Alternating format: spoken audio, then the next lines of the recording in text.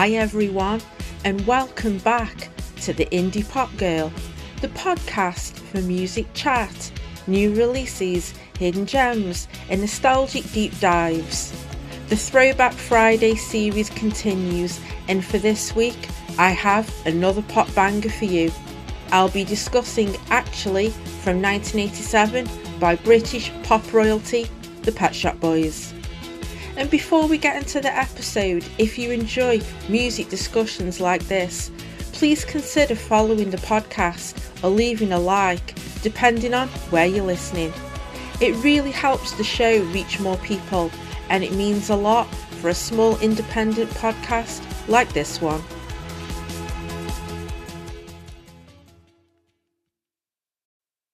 Actually is the second studio album by synth pop duo the Pet Shop Boys. It was released on the 7th of September 1987 by Parlophone. The majority of the production and engineering was handled by Julian Mendelsohn and Stephen Hague. David Jacob, Andy Richards and Shep Pettibone is credited with additional production with the Pet Shop Boys.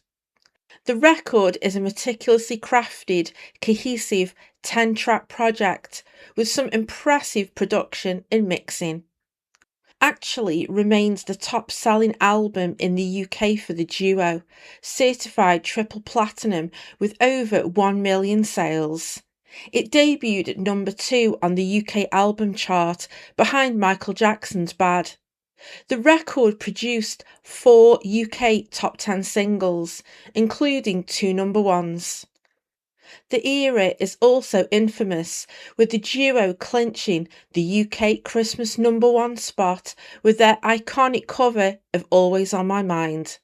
Although it didn't feature on Actually, it was recorded during the same sessions, and this is something that is still brought up in pop culture today.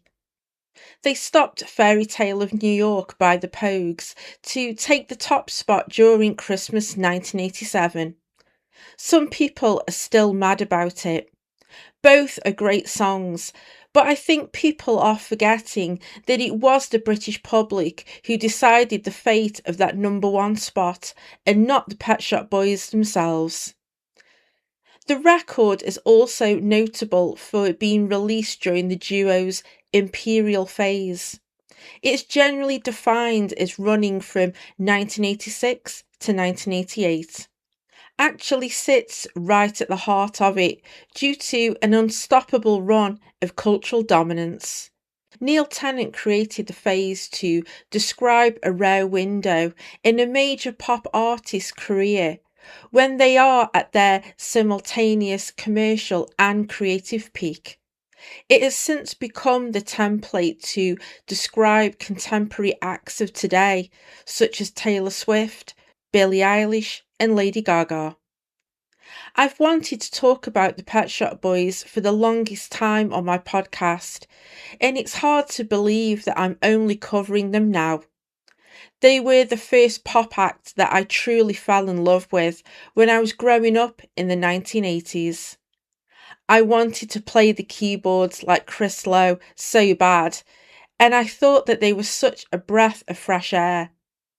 Luckily, my dad had Please and Actually on cassette and would play them all the time in the house. I have such happy memories dancing in the living room and pretending to play the synth on the coffee table. The Pet Shop Boys discography has been with me all my life, and they have given me the joy, but also the escapism and comfort during difficult periods. I've seen them live so many times over the years, and honestly, they are one of the greatest acts I've ever witnessed. It was a difficult decision trying to settle on which album to talk about. I have many which I regard as a true PSB favourite, and I did think about Please for a while, but I went with the record which is a flawless pop masterpiece, the one that has been with me since the day it was released, the one that I have the memories and emotional attachment to. Actually is one of the defining records of the 80s decade for me, and it still sounds modern and fresh, all these decades later. I covered Songs from the Big Chair by Tears for Fears last week, and both records have a lot in common. They have the huge, massive worldwide singles, but when you start to dig deeper and unpeel the layers, there is a complexity wrapped in melancholy which is just irresistible to me. Both records have forward thinking, innovative production which hasn't dated at all. I listened to Actually on vinyl recently and I was amazed how clear the sonic direction is. To me, it is like a greatest hits compilation. Even in the album's deep cuts, they all sound like hit singles. The 80s is usually remembered as loud, a bit camp, and neon colours, but actually proves the flip side to that chaos. The iconic image of Neil and Chris on the artwork, taken by Cindy Palmano, is cemented in pop culture and remains the most recognisable image of the duo. If people are ever snobbish about pop music, records like Actually change in the way you think about pop music. It's intelligent, sophisticated, timeless, and classic. It truly is the perfect candidate for my Throwback Friday series.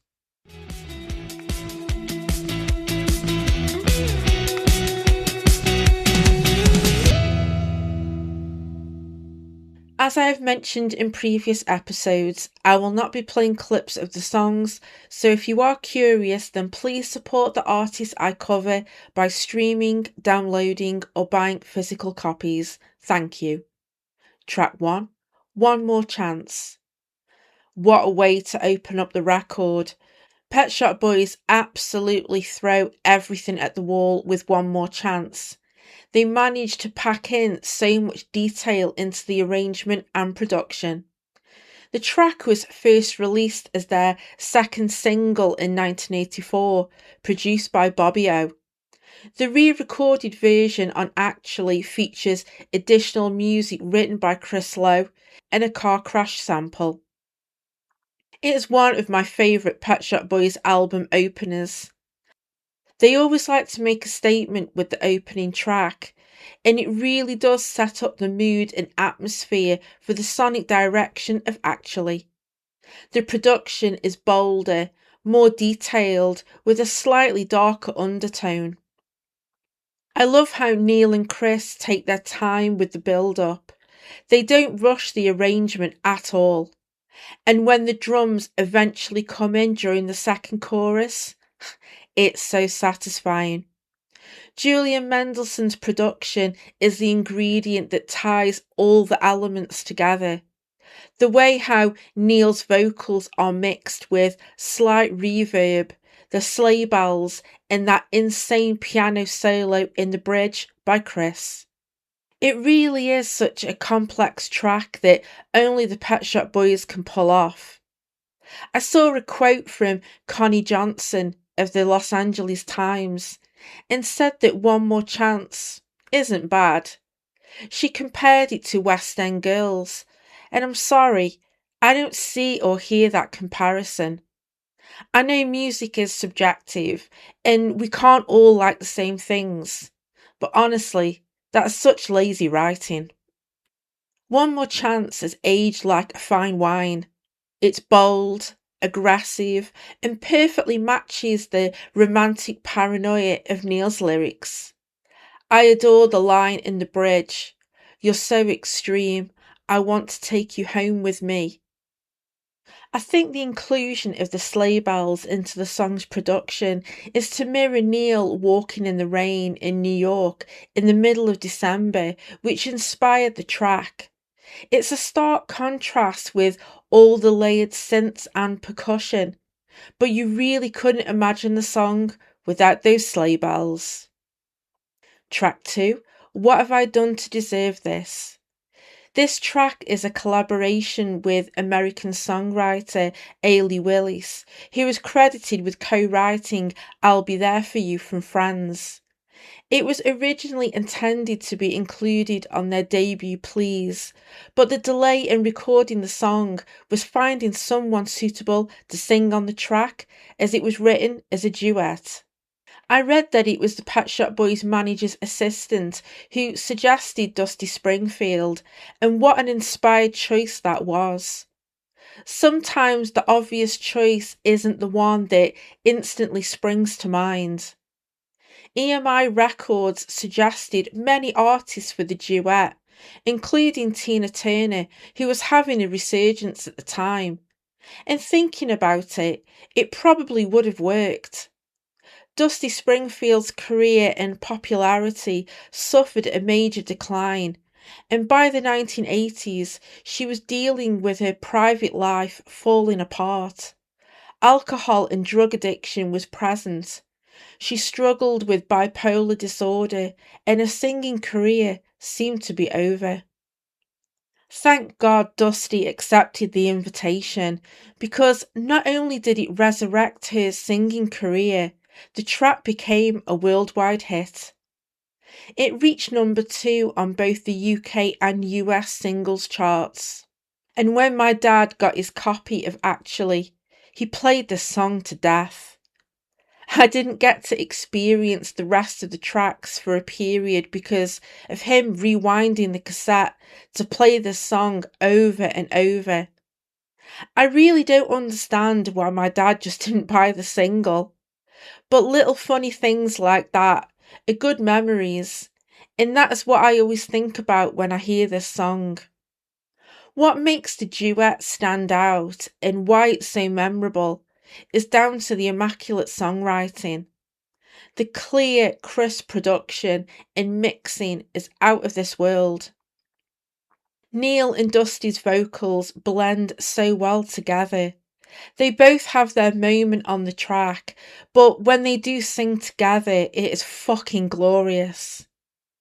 In 2017, Nick Levine, writing for the NME, declared it possibly the greatest pop song in history. And I absolutely can see where Nick is coming from with his statement. It's one of those rare moments in pop culture where everything just clicks. It fits in with the duo's imperial phase period, delivering slick synth pop with so much style and substance. Neil and Chris trusted Dusty to deliver her trademark vocals, and they would later contribute to her Reputation album, which was released a few years later. I've always thought that Robbie Williams was giving a subtle nod to What Have I Done to Deserve This in his video to No Regrets. Funnily enough, No Regrets features backing vocals from Neil Tennant. Both music videos use the showgirl motif. It's the irony of glamour, isn't it? A showgirl's job is to look flawless, smile through the pain, and to project pure energy and glamour. By placing Neil Tennant and Robbie Williams dressed in suits with the showgirls looking deadpan, exhausted, or detached, can reveal how fake the pop star lifestyle is. I think it could also serve as a metaphor for Dusty's life and career, the beauty and glamour of what she represented in the 60s, and then her fall from grace and resurrection. Track 3, Shopping. Shopping perfectly captures the privatisation of national industries under Margaret Thatcher's government in the lyrics. And this is what I love about Pet Shop Boys and Neil as a songwriter. I believe that he simply doesn't get enough credit as a lyricist. He is one of my favourite songwriters and vocalists, and this track is proof that you can deliver thoughtful, intelligent pop music. What is clever is Neil's delivery in the track. He switches to a classic vocal tone in the verses, then switches to a mechanical, robotic delivery when the title is spelled out in the chorus. It sounds like Neil's vocals are through a vocoder to give a cold atmosphere to the production. Neil sings in the bridge, "Our gain is your loss," That's the price you pay. I heard it in the House of Commons. Everything's for sale. This is a direct reference for Thatcher's government policy of privatising industries in the UK, which had previously been publicly owned. The Telstra advertisements for British Gas featured a message in the advert which encouraged people to buy shares in the company, and this provided the Pet Shop Boys as a source of inspiration for the track. Neil also references the Big Bang deregulation of the London Stock Exchange in the lyric. There's a big bang in the city, we're all on the make. This birthed the yuppie culture of the late 80s, brick mobile phones, fast cars, and filofaxes. The song originally began as a light-hearted joke, walking down Oxford Street in London, playfully spelling out the word shopping. It's one of their most overtly political tracks, and the genius blend of balancing the lyrics over a bouncy synth-pop arrangement is just effortless. The biting, cynical critique over a high-energy dance beat is the solution. The Pet Shop Boys want to make you aware, to think about what is going on in the world around you, but they also want you to hit the dance floor, that the music can be a distraction when the world is going to shit. Track 4, Rent. You know, this is the side to the Pet Shop Boys that I am most drawn to. Don't get me wrong, I love the bangers and dance floor moments, but there is nothing better than a sad, melancholic bop from them. Neil explained that he envisioned the lyrics of the song as about a mistress of a powerful man. It reads like a transactional relationship between two people, and it's all driven by how much they can spend and filling their lives with material things. But does that make the two people happy? It could be an affair, and the relationship and spending are all played out in secret. It's never fully revealed, and that is what makes the song all the more appealing and mysterious. The music video, directed by Derek Jarman, is absolutely perfect, and the narrative fits the song beautifully. Margie Clark plays the partner of a wealthy man who is hosting a dinner party. She starts to become annoyed when he doesn't pay her any attention, and Neil plays her chauffeur in the video. It plays on the themes described in the song, and what I was saying about despite spending obscene amounts of money on material possessions, doesn't always bring happiness. The song was featured in the karaoke scene in the film Saltburn, and the use of the track is part of the plot. The eccentric family living in the huge mansion in the film are so blessed with all their wealth, but it's just a disguise to hide their unhappiness. All the parties in the world can't fill that void. The characters and story are so fucked up, and if you have seen Saltburn, then you will know what I mean. It's such a well-written film, and the performances are fantastic. And if you are from the UK and grew up in the 80s like me, then I am sure you will remember Raw Sex from French and Saunders comedy show. They did a Pet Shop Boys parody based on Rent, and it's absolutely hilarious. As a fan, I thought it was so well done and spot on. If you can find it online, it is truly worth a watch. Also, the Suede live version of Rent, which was a B-side to their Film Star single, is worth checking out. It's one of Brett Anderson's favourite songs, and it's one of mine. It's pop perfection. Track 5, Hit Music. At first listen, it feels like the album's designated pressure release valve. After the political cynicism of shopping and the financial relationship transaction of Rent, Hit music drops a bouncy synth line that feels like an invitation to just leave your worries behind, step onto the dance floor, or lose yourself in the radio. But this is the Pet Shop Boys, and the dance floor is rarely just a place to dance. Neil Tennant later revealed that hit music was actually one of his earliest lyrics addressing the terrifying rise of the AIDS epidemic. Suddenly, lines about needing protection and using music to forget take on a much darker edge. The song isn't just about escaping a bad day at work, it's about using top 40 pop as a psychological shield to survive a long, anxious night in a club culture that had suddenly been stripped of its innocence. It's what the Pet Shop Boys excel in. On the surface, it sounds like an upbeat, escapist anthem celebrating the power of the radio and the dance floor to wash away the grueling stress of the 9 to 5 work week. But if you scratch the surface, there is that clever, dark undercurrent running through it, juxtaposed by a relentless, powerful instrumental. It's probably one of the more underrated tracks from Actually, but it's placed beautifully at the halfway mark. I've been listening to Actually quite a lot on the run up to preparing this episode, and what struck me the most is how fucking fantastic the drums are. The programming has got a bit of meat to it, and it's quite aggressive and gritty in places.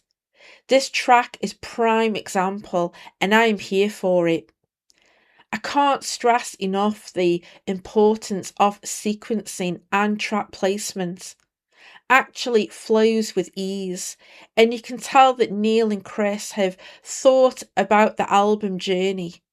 I appreciate that the big singles are not all pushed together in the first half, that there is an even spread so you can really pay attention to the album's deep cuts. If you're listening right now and enjoying this is your cue to hit like before you forget. I really do appreciate all of the support. Thank you. Track 6, It Couldn't Happen Here. This track always gave me the chills, and it still does. That intro, my god.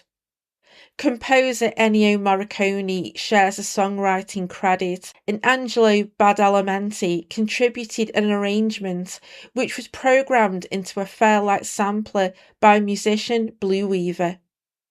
It's got that sweeping cinematic feel about it, drenched in melancholy and sadness.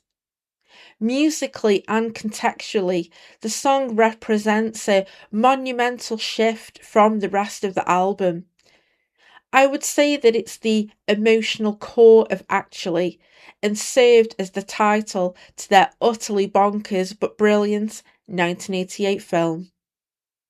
Neil's lyrics are inspired by his friend Christopher Dowell, who used the title of the song to believe that the AIDS crisis would not impact the UK. Christopher was diagnosed when Neil wrote the lyrics and sadly died 2 years later. This is obviously something I wouldn't have picked up on listening back in 1987, but it's absolutely heartbreaking. Neil would also reference Lost Friends with the amazing B-side Your Funny Uncle and, of course, the iconic single Being Boring. I honestly thought it was a live orchestra playing on the track for the longest time. The sweeping strings are so haunting, and despite the arrangement ended up being programmed, it still doesn't lose its spark or magic. There is something slightly unsettling about the melody. There is an eerie quality to the track which is so unique. The use of the synths and electronica blended with the Fairlight strings is just so lush and magical. It still has the same power, like it's 1987 all over again, and it's probably one of the saddest tracks that the duo has ever recorded. Track 7, It's a Sin. I am sure that the majority of you listening will be aware of this track. It was the lead single for the album campaign and it became a huge worldwide hit. It spent 3 weeks at the top spot in the UK and reached number 9 on the US Billboard Hot 100. The song certainly makes a bold statement, and together with the Derek Jarman directed music video, it was the complete package for a monster hit at the time. I mentioned in One More Chance that the Pet Shop Boys threw everything at the wall in that track. Well, with It's a Sin, they turn up the volume even more with dramatic chords and a NASA countdown sample in the intro. Lyrically, it describes Neil's Catholic upbringing and education at St. Cuthbert's High School. Neil would later explore these themes again just a few years later with This Must Be the Place I Waited Years to Leave from the Behaviour album. There seems to be some direct lyrical architecture with the two songs. It's a Sin talks about the Catholic guilt and addresses the school's authority figures. It plays on the narrative of entrapment with the line, every place I've ever been, it's a sin. Whereas in This Must Be the Place I Waited Years to Leave, the title represents the narrative arc of escape. The core message of It's a Sin explores the psychological weight of an environment where everything is pleasurable, identity and sexuality is shameful. The explosive, high energy arrangement is a bit camp, but also theatrical. The dramatic, overblown production is perfectly balanced. The melody is never drowned out and lost within the busy arrangement. Neil's vocals are crystal clear in the mix. You can hear and understand every word he is saying. It's one of those songs that can work in any genre. Years and Years covered the song in a simple piano ballad direction, and it worked. I've seen various heavy metal bands and artists cover the song in a much heavy arrangement. That also worked. It's one of those tracks that has universal crossover appeal, and it will continue to inspire many artists in the future.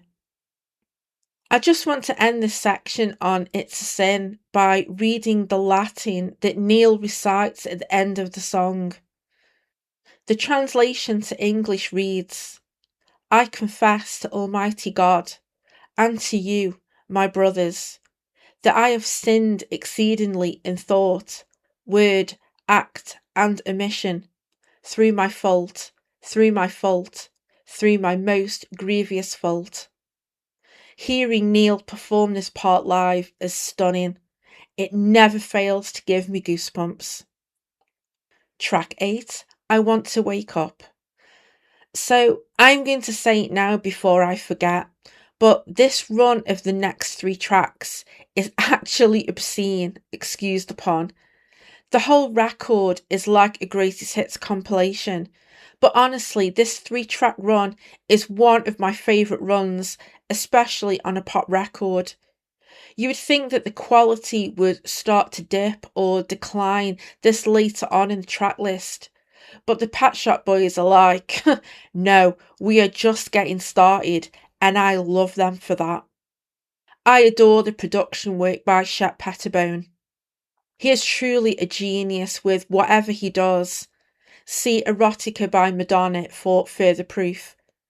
He manages to make this track stand out, but still makes it cohesive so it blends in with the other tracks in the record. It's got a meaty arrangement behind Neil's somber lyrics. Those drums honestly give me life. Also, can we just acknowledge Neil's lyrics here? No one describes love, pain, and heartbreak like he can.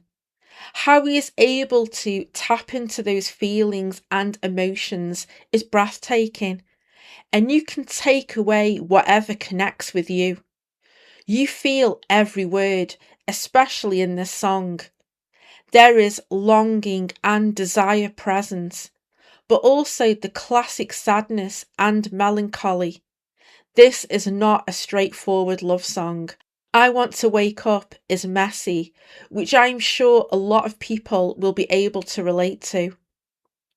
Verse 2 contains some of my favourite Neil writing. He sings, I stood at the kitchen sink, my radio played songs like Tainted Love and Love is Strange. As I listened and the words hit my ears, I cried sudden tears. Wow, and how British is that? To be standing at the kitchen sink listening to the radio. It also makes me think of the term kitchen sink drama, which is a cultural movement and genre of play, film, and television that focuses on the raw domestic lives of working class people. And I think that is a reflection to the lyrics. The situation is obviously so messy and complicated, but at this point, it gives off the vibe that Neil has deep affection for this person, but the love isn't returned. And then when we get to the bridge, and holy shit, Neil lets the cat out of the bag, and I had no idea for ages what he was going on about. I really had to break down this bridge and do a bit of digging because this is complex. He sings, It's mad to be in love with someone else. When you're in love with he, she's in love with me. But you know well as I do, I can never think of anyone but you. Pet Shop Boys frequently write with deliberate ambiguity, and the listener can make up their own interpretation. But in this case, fans have tried to analyse these lyrics in the bridge for years. What I did find is that many interpret that this song depicts a bisexual or queer quadrangle. Honestly, if I ever met Neil, I would seriously love to pick his brain about his lyrics, in this song especially. I find it fascinating. In my eyes, it's a perfect pop song, beautifully structured and produced, and one of my favourite PSB deep cuts.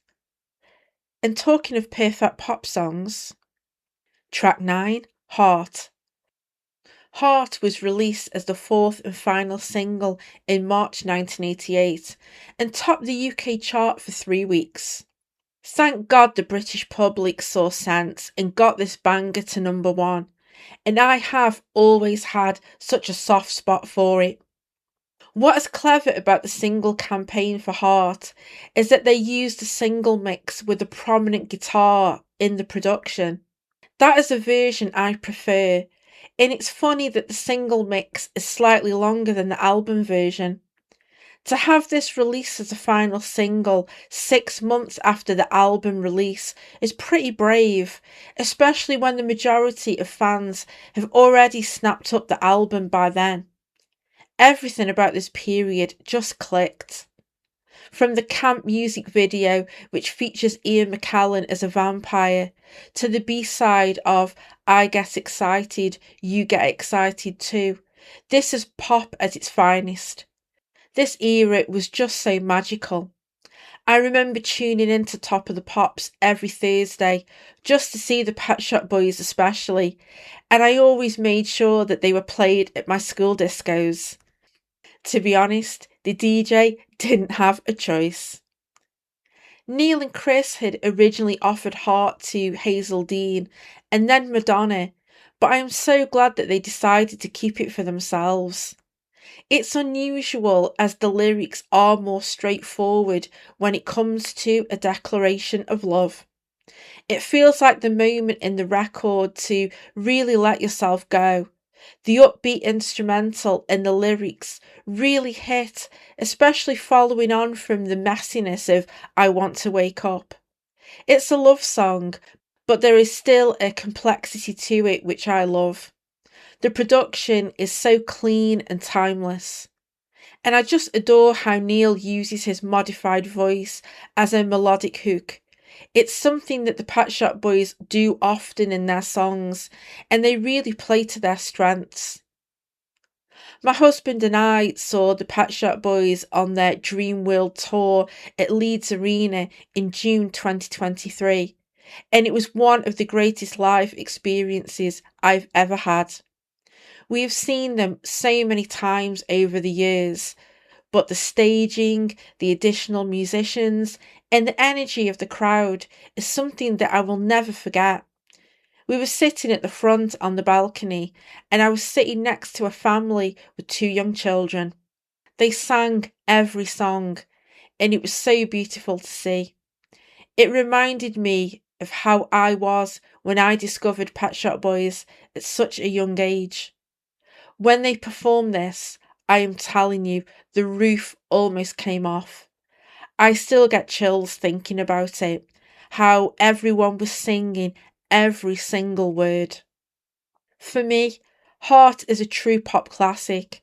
It's a song that I play often, and I will always be obsessed by it. It's never lost its impact, or have I felt the need to skip it. The lasting staying power is undeniable, and it hasn't aged one little bit. When people ask me what a perfect pop song is, my answer is always this track, hands down. Track 10, King's Cross. If you are a fan of the Pet Shop Boys, then you will probably know how difficult it is trying to pick your favourite tracks. All I know is that King's Cross will feature somewhere. It's that special. Not only is this track one of my favourite PSB tracks of all time, it's one of my favourite songs of all time by any artist. I've lost count how many times I've played King's Cross, but nearly 40 years later, it still sounds amazing and it never fails to give me the chills. It's one of my all-time favourite album closers as well. It truly is a special track and it means so much to me. The song was written in 1986 during Margaret Thatcher's second term as Prime Minister. It was a bleak time if you grew up in that period of the 80s. My dad was a miner at the local colliery, and I remember him standing on the picket lines during the miners' strike. So many people were affected by this, but luckily my dad didn't lose his job. But at the time, over 3 million people in the UK were unemployed, and Neil references this with the opening lines. He sings, "The man at the back of the queue was sent to feel the smack of firm government." Neil explained that the song is about the victims of Thatcherism and the way society was changing and leaving people out. In the 1980s, King's Cross was a rundown area. It's quite hard to believe now if you've ever passed through the area in recent times. It had a bit of a reputation, fueled by crime, drug addicts, and prostitution. It certainly wasn't an area to be wandering around after dark, and Neil was inspired to write the song as Chris Lowe lived there at the time. The area was also home to members of the gay community, bustling nightlife, and a bit of a celebrity hotspot. The song has an eerie atmosphere running all the way through it, from the bleak lyrics, Neil's vocal performance, to the understated production and melody. Just 2 months after the release of Actually, 31 people were killed in the King's Cross fire. What is really unsettling about it is through the line, dead and wounded on either side. You know it's only a matter of time. Neil confirmed that the line is an AIDS reference, as so many people were dying of the disease. But that just adds to the already unsettling nature of the song. To add to the sheer eeriness, the Pet Shop Boys had filmed their surrealist feature film It Couldn't Happen Here in the autumn of 1987. In the film, During the scene where the song King's Cross plays, a man in a business suit is shown walking casually along the station platform while entirely engulfed in flames. When the film hit cinemas in 1988, the imagery shocked audiences with its accidental, horrifying accuracy. The director Jack Bond was going to delete the scene in the final cut, but the scene ended up staying in the film after Jack Bond consulted with the families of some of the victims. Honestly, I could go on and on about how wonderful this track is and what it means to me. My husband and I saw the Pandemonium tour so many times in 2009 and 2010, and they added King's Cross to the set list. It was wonderful hearing it live with the amazing Derek Jarman film footage on the video projections. What a way to close out actually in this manner, that the journey doesn't end on the dance floor. Instead, Neil and Chris chose to close out this immaculate pop record on a somber tone, which still lingers well after the record is finished and leaves the listener in a state of absolute unease, something that you wouldn't expect on a huge pop record.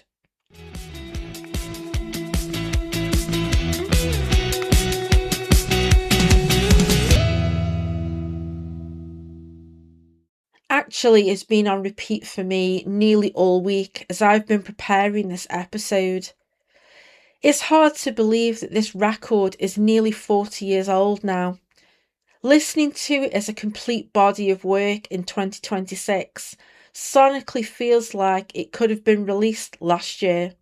Actually is the ultimate example of a Trojan horse record.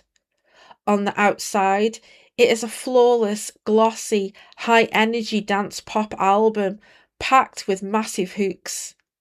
But on the inside, it is a deeply intellectual, cynical, and politically charged critique of 1980s Britain.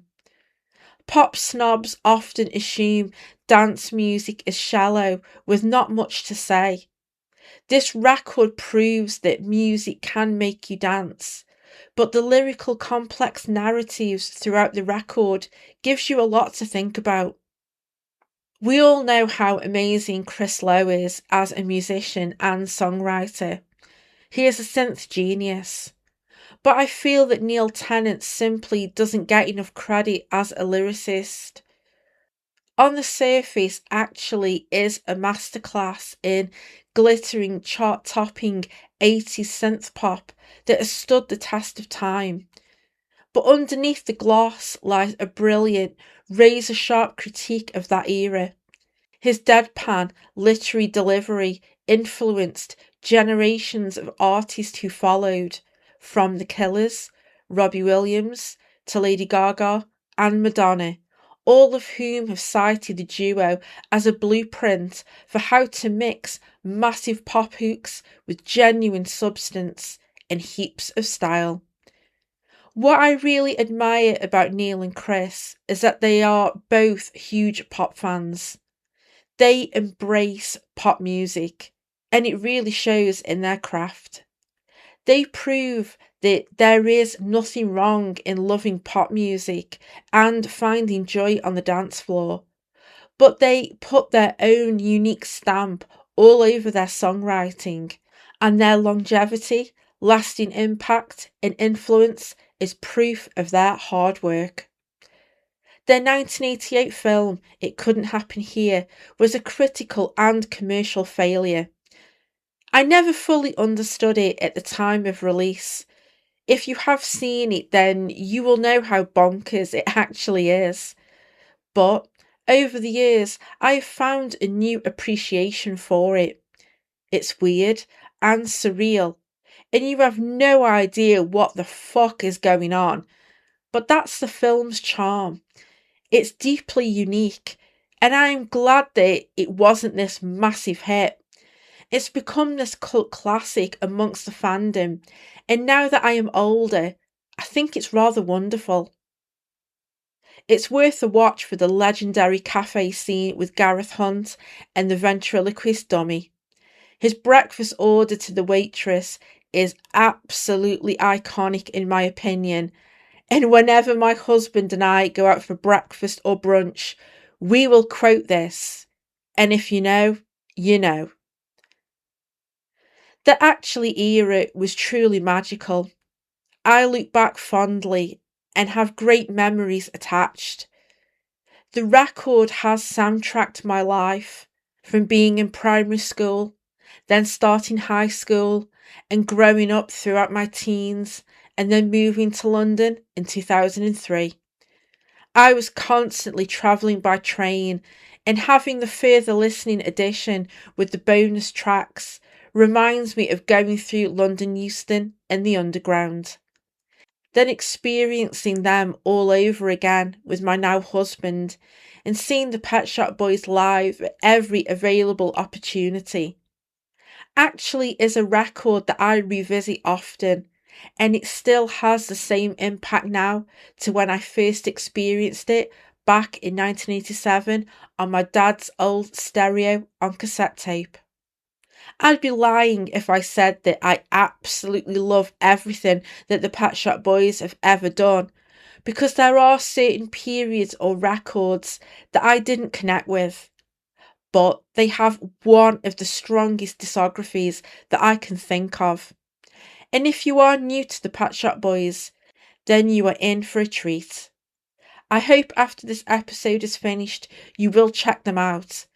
There is lots to enjoy, from the singles to the album tracks, the remixes, live versions, to their legendary B-sides.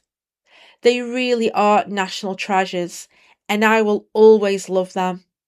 And I would love to know what your favourite tracks are, and if you were around when Actually was released, I would love to hear from you. Thank you so much for tuning into this episode. If you've enjoyed it, I'd really appreciate it if you could follow, like or share, as it helps other music lovers discover my podcast. If you're listening on YouTube, don't forget to like this episode and subscribe to the Indie Pop Girl podcast. It really helps the algorithm push the video out to more people, and as a small independent podcast that's still growing, every like and subscription genuinely makes a huge difference. I'm posting full episodes, shorts and little teasers over there, so there's always something new to watch. Let me know in the comments if you love this record and if you are a fan of the Pet Shop Boys. I always read and respond to comments, and I love hearing what you all think. You can also find me on Instagram and Threads at the Indie Pop Girl, and on TikTok at the Indie Pop Girl podcast. And if you want to dive even deeper, there's a public Spotify playlist called Favourite Tracks from Podcast Episodes, where I add some of my top picks from each record I cover. It's updated as new episodes drop, so you might just find your next obsession. The Throwbacks will be taking a brief pause to make way for another brand new release review. This will be from a pop superstar who will be releasing her third project, and I can't wait to listen to it. Until then, I'm Rachel, the Indie Pop Girl. Thanks for listening, take care, stay safe, and I'll see you next time.